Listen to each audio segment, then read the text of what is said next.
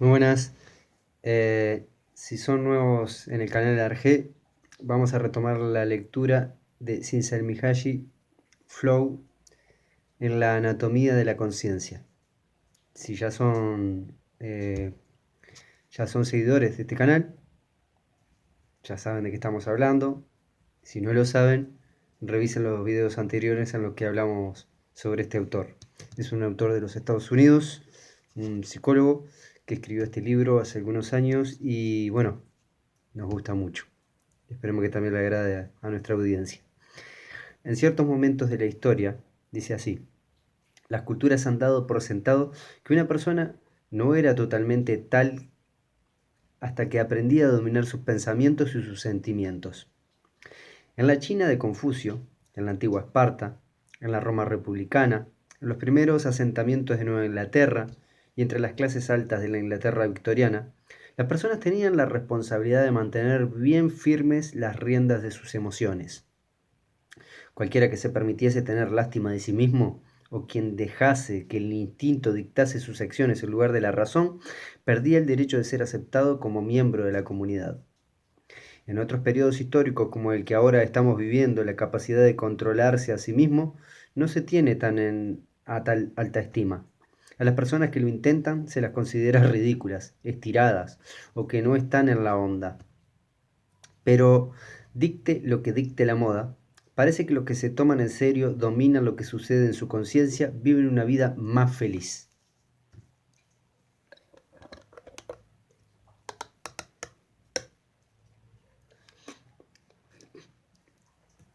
Perdón. Para conseguir el dominio, es obviamente importante comprender cómo funciona la conciencia. En el presente capítulo vamos a dar unos pasos en este sentido. Para empezar, y precisamente para alejarnos de toda sospecha de que al hablar de la conciencia nos estamos refiriendo a algún proceso misterioso, debemos reconocer que, como cualquier otra dimensión de la conducta humana, es el resultado de unos procesos biológicos. Existe solo gracias a la increíblemente compleja arquitectura de nuestro sistema nervioso, que a su vez está construido según las instrucciones que contienen las moléculas proteínicas de nuestros cromosomas.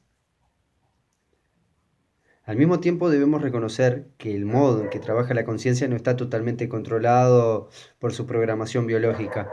En muchos de los aspectos que vamos a repasar en las páginas siguientes, se autodirige. En otras palabras, la conciencia ha desarrollado la capacidad de pasar por encima de sus instrucciones genéticas y dirigir su propia e independiente curso de acción. La función de la conciencia es representar la información sobre lo que está sucediendo dentro y fuera del organismo, de tal modo que el cuerpo pueda evaluarla y actuar en consecuencia. En este sentido, funciona como una central telefónica para que las sensaciones, las percepciones, los sentimientos y las ideas, estableciendo prioridades entre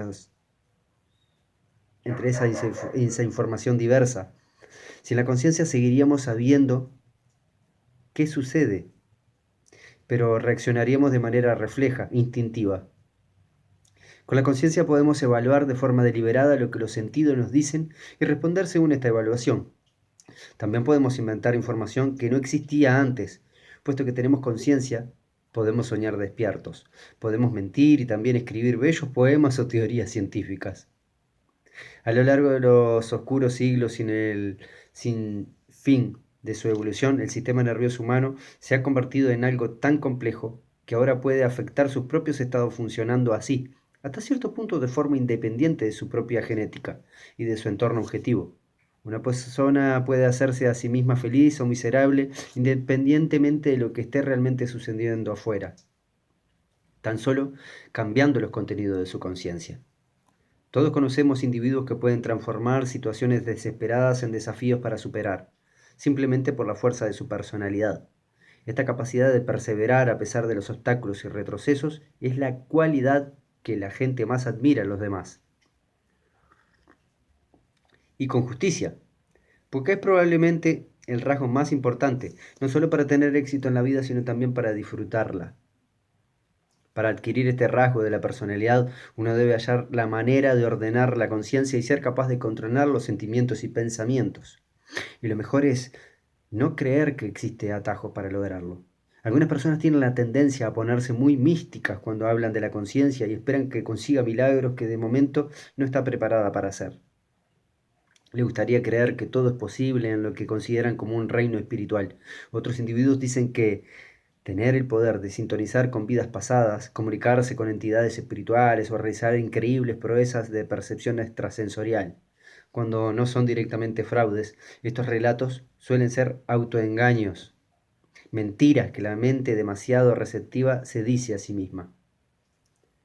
Los increíbles logros de los faquires hindúes y de otras practicantes de disciplinas mentales se presentan a menudo como ejemplos de los poderes ilimitados de la mente y con mayor justificación. Pero incluso muchas de estas afirmaciones se vienen abajo cuando sometemos estos logros a investigación. Los que superan el examen pueden explicarse en términos de un entrenamiento extremadamente especializado de la mente normal. Después de todo, no es necesario tener en cuenta las explicaciones místicas para explicar la actuación de un gran violinista, de un gran atleta, incluso cuando la mayoría de nosotros no podríamos ni imitar de lejos sus habilidades. De forma parecida, el yogi es un virtuoso del control de la conciencia, y como todos los virtuosos debe estar muchos años aprendiendo y debe practicar constantemente. Al ser un especialista, no tiene el tiempo o la energía mental para hacer otra cosa que afirmar su habilidad en manipular sus experiencias internas. Las habilidades que los yogis poseen las logran a expensas de sus habilidades más mundanas que otras personas aprenden a realizar y que damos por sentadas. Lo que un yogi puede hacer es maravilloso, pero también lo es lo que hace un fontanero o un buen mecánico. Tal vez con el tiempo descubrimos poderes ocultos de la mente que nos permitan hacer saltos cuánticos en los que hoy en día solo podemos soñar. Y no hay razón alguna para descartar las posibilidades de que en un futuro seamos capaces de doblar cucharas con las ondas cerebrales. Pero en el momento en que estamos, cuando hay muchas otras tareas mundanas, no por ello menos urgentes que realizar, parece una pérdida de tiempo desear poderes que están más allá de nuestro alcance, cuando la conciencia, con todas sus limitaciones, podría utilizarse de manera mucho más efectiva. Aunque en su estado presente no puede hacer lo que algunas personas desearían que hiciese, la mente tiene un enorme potencial desaprovechado que desesperadamente necesitamos aprender cómo usarlo. Puesto que ninguna rama de la ciencia trata directamente de la conciencia, no hay una única descripción aceptada de cómo funciona. Muchas disciplinas tocan el tema y nos ofrecen acercamientos periféricos. La neurociencia, la neuroanatomía, la ciencia cognitiva, la inteligencia artificial, el psicoanálisis, la fenomenología, son algunos de estos campos directamente relevantes donde elegir. Pero intentar resumir sus hallazgos sería algo parecido a las descripciones de los ciegos dieron del elefante, cada una distinta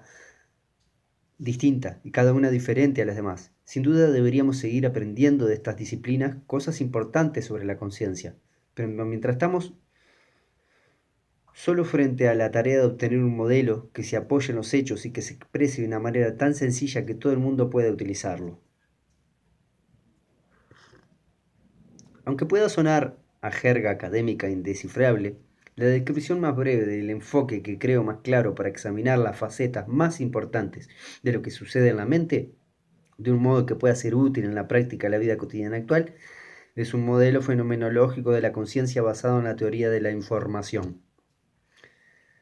Esta representación de la conciencia es fenomenológica, puesto que trata directamente con los eventos, fenómenos, tal y como los experimentamos e interpretamos, en lugar de centrarse en las estructuras anatómicas, los procesos neuroquímicos o los propósitos inconscientes que hacen posibles estos eventos. Por supuesto, se entiende que lo que sucede en la mente es el resultado de los cambios electroquímicos en el sistema nervioso central, tal y como ha construido por millones de años de evolución biológica. Pero la fenomenología cree que podemos entender mejor un evento mental si observamos directamente cómo se experimentó, en vez de mirarlo a través de la óptica especializada de una disciplina en particular. Así, en contraste con la fenomenología pura, que intencionadamente excluye cualquier otra teoría o ciencia de su método, el modelo que vamos a comentar adopta los principios de la teoría de la información como algo importante para comprender lo que sucede en la conciencia. Estos principios son el conocimiento de cómo se procesan, almacenan y utilizan los datos sensoriales, es decir, la dinámica de la atención y de la memoria. Con este esquema en mente, ¿qué significa ser consciente? Simplemente significa que ciertos eventos conscientes concretos, sensaciones, sentimientos, pensamientos, intenciones, están ocurriendo y que nosotros somos capaces de dirigir su curso. Al contrario, cuando estamos soñando, algunos de estos mismos eventos también están presentes, pero no somos conscientes de ellos porque no podemos controlarlos. Por ejemplo, puedo estar soñando que recibo noticias de que un pariente se ha visto involucrado en un accidente y sentirme muy preocupado. Puedo pensar, ojalá pudiese ayudar en algo. A pesar del hecho de que puedo percibir, sentir, pensar y tener intenciones mientras sueño, no puedo actuar en consecuencia con estos procesos. Por ejemplo, verificando si lo que me ha dicho acerca del accidente es cierto. Por lo tanto, no soy consciente. En los sueños nos hallamos atrapados en un solo escenario que no podemos cambiar a voluntad, mientras que los eventos que constituyen la conciencia, las cosas que vemos, sentimos, pensamos y deseamos, son informaciones que podemos manipular y utilizar. Así podemos pensar que la conciencia es información intencionalmente ordenada. Esta seca definición, tan precisa como es, no sugiere en su totalidad la importancia que implica, puesto que para nosotros los acontecimientos externos no existen a menos que seamos conscientes de ellos. La conciencia corresponde a la realidad tal y como la experimentamos subjetivamente, mientras que todo lo que sentimos, o leemos, escuchamos o recordamos es potencialmente un candidato para entrar a formar parte de nuestra conciencia. Las experiencias que realmente forman parte de ella son mucho menos que las que dejamos fuera de la conciencia. Así, mientras que la conciencia es un espejo que refleja lo que nuestros sentidos nos cuentan sobre lo que sucede tanto fuera de nuestro cuerpo como dentro del sistema nervioso, refleja estos cambios de forma selectiva, da forma de manera activa a los eventos y les impone una realidad propia. La conciencia la conciencia reflexiva nos ofrece lo que denominamos nuestra vida, la suma de todo lo que hemos oído, visto, sentido, esperado y sufrido desde el nacimiento a la muerte. Aunque creamos que existen cosas que están fuera de la conciencia, solo tenemos una evidencia directa de lo que han encontrado un lugar en ella, como la central telefónica en la cual acontecimientos de todo tipo, procesados por los diferentes sentidos, se representan y se comparan. La conciencia puede contener una escasez de alimentos en África, el olor de una rosa, los resultados del índice de Aujon y un plan para detenerse en una tienda y comprar pan. Todo al mismo tiempo. Pero esto no significa que sus contenidos sean un caos sin sentido. Podemos denominar intenciones a la fuerza que mantiene la forma ordenada la información que se halla en la conciencia. Las intenciones surgen en la conciencia cuando una persona se da cuenta de que desea algo o quiere conseguir alguna cosa. Las intenciones también son información, asimismo formada por las necesidades biológicas o por los objetivos sociales internalizados. Actúan como campos magnéticos, atrayendo la atención hacia algunos objetos y alejándola de otros, manteniendo nuestra mente centrada en algún estímulo con preferencia a los demás. A menudo denominamos a la manifestación de la intencionalidad con otros nombres, tales como instinto, necesidad, impulso o deseo. Pero todos estos son términos explicativos que nos dicen por qué las personas actuamos de un modo y no de otro. La intención es un término más neutral y descriptivo. No dice por qué una persona va a hacer alguna cosa, simplemente afirma que lo hace. Por ejemplo, cuando el nivel de azúcar en sangre baja más allá de un punto crítico, empezamos a sentirnos intranquilos. Podemos sentirnos irritables y sudorosos y tener dolor de estómago, puesto que existen unas instrucciones genéticamente programadas que nos obligan a restaurar el nivel de azúcar en sangre. Podemos empezar a pensar en comer. Buscamos comida hasta que comemos y ya no sentimos hambre. En este caso podríamos decir que el impulso del hambre ha organizado el contenido de la conciencia y nos ha obligado a centrar nuestra atención en la comida. Pero esto es ya una interpretación de los hechos, sin duda químicamente acertada, pero fenomenológicamente irrelevante. La persona hambrienta no sabe cuál es su nivel de azúcar en sangre, sabe únicamente que hay una información en su conciencia que ha aprendido a identificar como hambre. Una vez que la persona sabe que tiene hambre, puede muy bien formar la intención de obtener algo que comer. Si hace esto, su conducta sería la misma que si estuviese obedeciendo una necesidad o un impulso. Pero alternativamente, podría despreciar por entero los síntomas del hambre. Puede tener alguna intención más fuerte y opuesta como perder peso. querer ahorrar dinero o hacer ayuno por razón de sus creencias. A veces, como en el caso de los manifestantes políticos que desean morirse de hambre, la intención de mostrar sus opiniones ideológicas puede pasar por encima de las instrucciones genéticas y tener como resultado una muerte voluntaria. Las intenciones, tanto las que adquirimos como las que heredamos, se organizan en jerarquías de objetivos que especifican el orden de prioridad entre ellas. Para el manifestante, conseguir una determinada reforma política puede ser más importante que cualquier otra cosa, incluyendo la vida. Este objetivo tiene prioridad sobre todos los demás. De todos modos, la mayoría de las personas adopta objetivos inteligentes, basados en las necesidades de su cuerpo, vivir una vida larga y saludable, obtener sexo, alimentación, bienestar, sentir bienestar, o los deseos implantados por el sistema social, ser bueno, trabajar duro, gastar tanto como sea posible, vivir según las expectativas de los demás. Pero en todas las culturas hay suficientes excepciones como para demostrar que estos objetivos son bastante flexibles. Los individuos que se separan de las normas, héroes, santos, sabios, artistas, poetas, también locos y criminales, buscan en la vida cosas distintas a las que buscan los demás. La existencia de estas personas muestra que la conciencia puede organizarse en términos de diferentes objetivos e intenciones.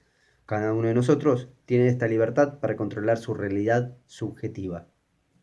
Bueno, muchachos, lean Mihaly Csikszentmihalyi, Flow. Hasta pronto.